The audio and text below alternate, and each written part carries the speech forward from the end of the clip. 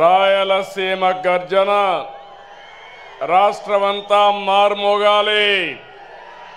జై తెలుగుదేశం, జై తెలుగుదేశం, జై తెలుగుదేశం.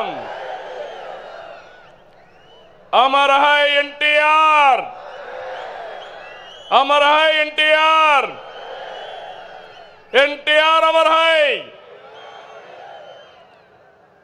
అందరికీ నమస్కారం. వేదిక పైనుండే పెద్దలకి, నా ముందర చూస్తే సముద్రం నెల్లూరు పక్కనుందనుకుంటే జన సముద్రంతో ఈరోజు కడప నిండిపోయింది. ఎక్కడ చూసినా మా తమ్ముళ్ళు, మా ఆడబిడ్డలే. ఎన్నోసార్లు కడపకు వచ్చాను, కానీ ఈరోజు మీ ఉత్సాహం చూస్తూ ఉంటే, మీ అభిమానం చూస్తూ ఉంటే నాకు ఒక ధైర్యం వచ్చింది. కొండనైనా ఢీ కొట్టి మీకు న్యాయం చేస్తానని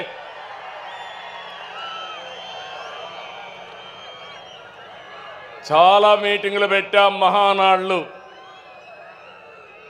ఈరోజు మహానాడు కడపలో చూస్తున్నా. అందరూ అనుకున్నారు కడపలో మహానాడా అని. నాకు నమ్మకం ఉంది. కడప తెలుగుదేశం పార్టీ అడ్డా, అది నిరూపించడానికే ఇక్కడ పెట్టాం. అవునా కాదా తమ్ముళ్ళు అని మిమ్మల్ని అడుగుతున్నా. అవును అంటే గట్టిగా చెప్పండి, చప్పట్లు కొట్టండి, హర్షాన్ని తెలియజేయండి. రెండు చేతులు పైకెత్తి ఆమోదాన్ని తెలియజేయమని కోరుతున్నా. ఒక్కోసారి జీవితాల్లో కొన్ని సంఘటనలు జరుగుతాయి.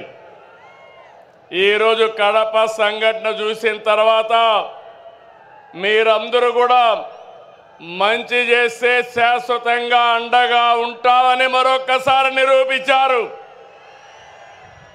2 రోజుల మహానాడు జాతర.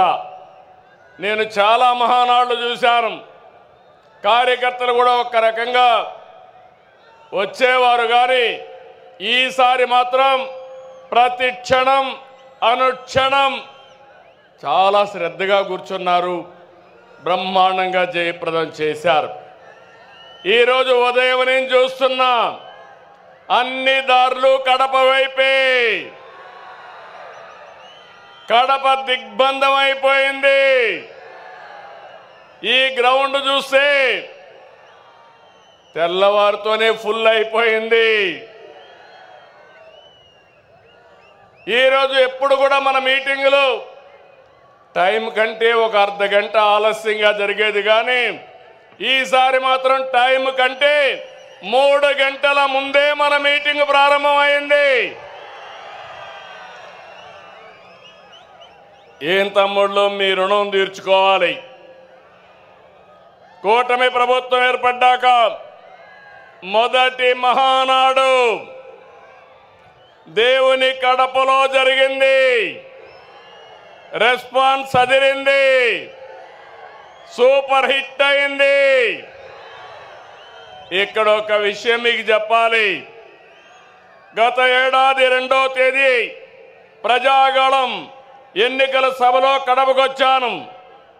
ఆ రోజు ఒక మాట చెప్పాను, కడప రాజకీయం మారుతోంది, కడప గడపలో మార్పు స్పష్టంగా కనిపిస్తుందని ఆ రోజు చెప్పాను. అది మీరు చూస్తే అహంకారంతో విర్రవీగే వారికి ఎన్నికల్లో కడప జిల్లా ప్రజలు అద్భుత చైతన్యంతో తీర్పు చెప్పారు. ఈ ఎన్నికల్లో ఒక కడపే కాదు, రాష్ట్రం ప్రతి ప్రాంతం అద్భుతమైన విజయాన్ని సాధించాం. ఉమ్మడి కడపలో 10కి 7 గెలిచాం. తమ్ముళ్ళు ఇప్పుడు నుంచి కష్టపడితే 2029లో 10కి 10 సిద్ధమా అని అడుగుతున్నా మిమ్మల్ని. సిద్ధమా తమ్ముళ్ళు అని అడుగుతున్నా. ఆడబిడ్డలు సిద్ధమా అని అడుగుతున్నా.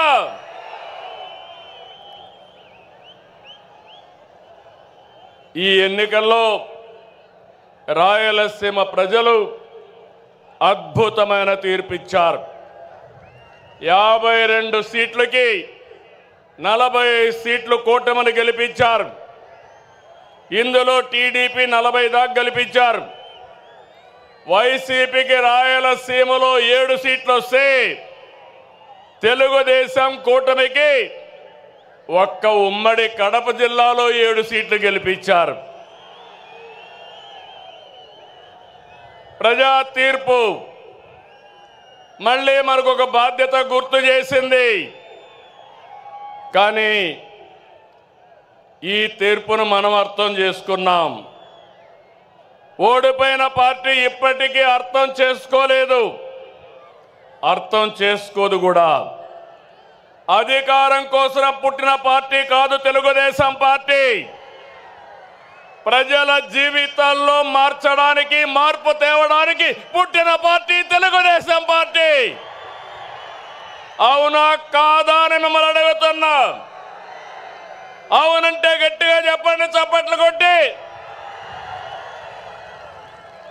నా సుదీర్ఘమైన రాజకీయ జీవితంలో నేను చూశాను, ఎప్పుడు కూడా ప్రజలంతా కూడా అభివృద్ధిని, సంక్షేమాన్ని కోరుకుంటారు. ఇంకో పక్క పార్టీ ఎలా ఉండాలో, పాలన ఎలా ఉండాలో చెప్పడంలో తెలుగుదేశం పార్టీ ప్రస్థానం ఒక కేస్ స్టడీ. పాలకులు ఎలా ఉండకూడదు, పార్టీ ఎలా నలపకూడదు ప్రపంచంలోనే ఒక కేస్ స్టడీ వైఎస్ఆర్ పార్టీ అని చెప్పి కూడా నేను మీకు తెలియజేస్తున్నా.